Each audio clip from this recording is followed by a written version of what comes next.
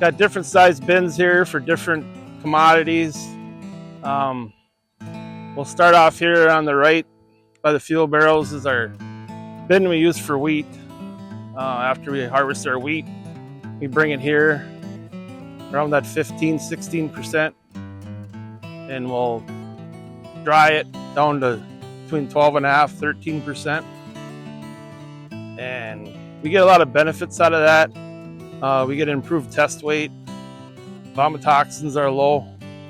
Vomitoxin is a fungal disease that gets in the grain of the wheat, and it's turns into dockage deductions.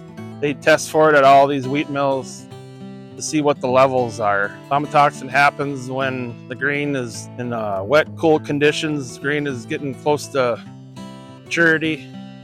It'll pick up vomitoxin. It's all has to do with environment, but early harvest definitely helps. We spray fungicide on our wheat. That definitely helps the quality. Our next bin to the left we use for soybeans.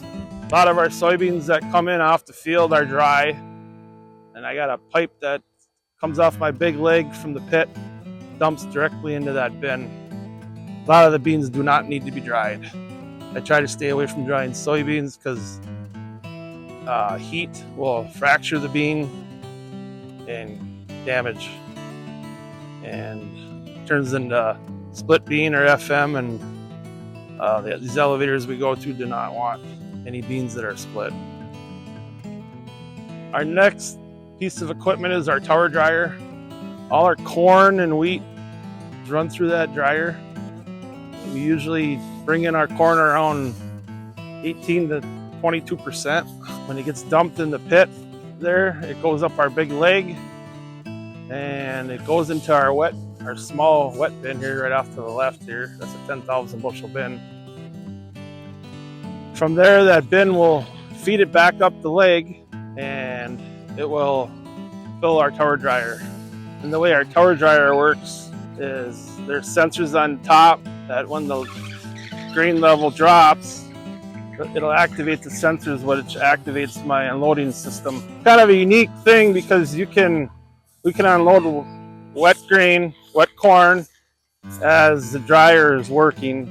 We have a valve up there called a K valve that when the dryer is full, it overflows the K valve and it'll go down our pipe into our wet bin. The way this system works is above that fan, it's got a fire in there, or heat. And from that area all the way up to the top is where the drying occurs.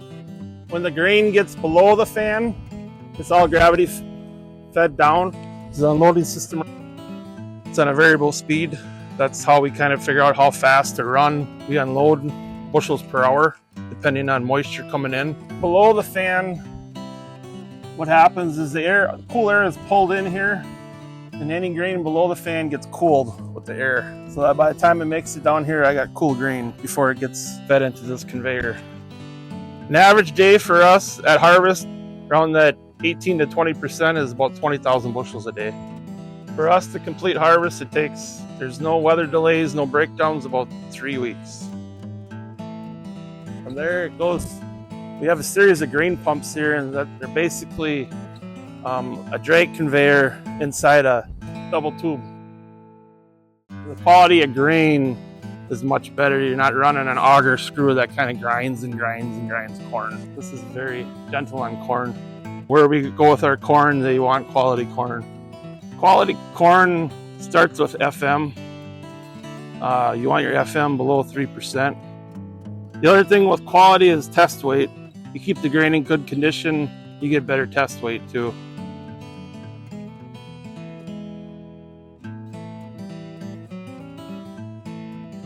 We have 7 semis altogether. We got 5 hopper bottoms. We haul our own fertilizer.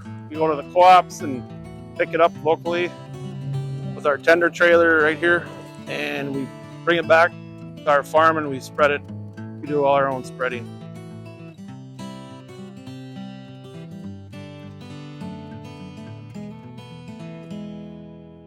We used to run 212 rows and the max speed was 5 miles an hour, and we upgraded probably about 4 years ago now.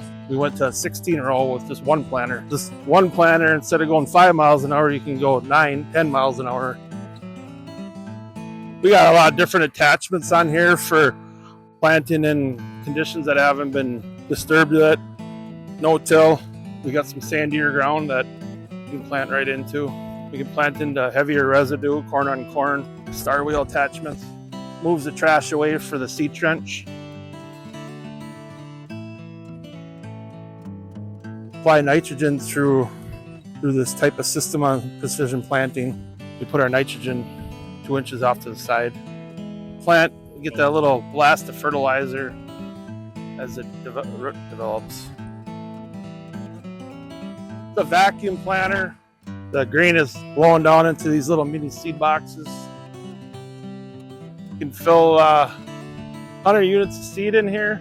So we essentially got enough seed to plant 250 acres corn seed.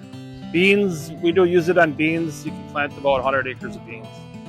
Start with our P and K needs, replacement needs that we take out from the soil as we harvest. We have a program called Verify, and it takes all our yield data, our soil test data, and puts it all into a program, and then it'll tell us how much nutrients we need to replace according to the soil test, fertility levels, what the yields were per acre on that piece of acre. We pretty much rotate corn, soybeans. Our better ground that's drain tiled, we push the corn on corn. Probably do about 250 acres of corn on corn every year. Then we grow about 300 acres of wheat. The wheat ground gets rotated back into corn. Next tillage tool is our field cultivator. We get our corn and soybean ground ready with this. We can cover about 45 to 50 acres an hour. So you can get a lot of ground ready ahead of the planter with this thing. We like using this tillage tool. It does an excellent seed bed prep for the planter. Got 3 different stages. You got the shanks in the front, the teeth, and then it levels out, and then it finishes with the baskets. Tractor we got pulling it is a 9620R. It's a 620 horse. This is our latest investment on the farm, a John Deere high-speed disc. A lot of our ground, when the conditions are dry, you can go in with this one pass.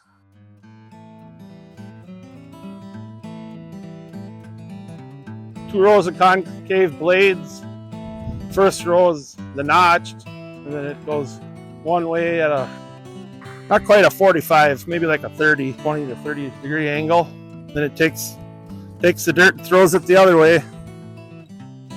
We went with these baskets. We felt that these baskets help us stay away from soil compaction. A lot of them have rollers, packing rollers on it. If you create soil compaction at planting, throughout the growing year, the roots can only go so deep. And instead of the roots going down, what they do is they kind of grow flat.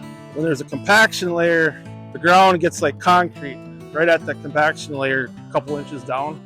Well, that's hard for the roots to penetrate that compaction layer. And they don't go down deep enough to grab, when it does get dry in July and August, to grab that moisture. Kind of a critical thing for our soils up here, because we have wet soils. Not so critical on sand, but for us, it's the thing we deal with every year. Our last tillage tool is just a traditional disc. We have a place for it on the farm. There's a lot of ground that we do need to hit once and dry out, so we'll go through it with this thing, air out the ground, then we'll come back and finish it with the field cultivator or high speed. We don't do a lot of chisel plowing in the spring. We try to do most of our chisel plowing in the fall. So if we have to open ground up that we know we're going to have to do twice, we will hit it with the disc.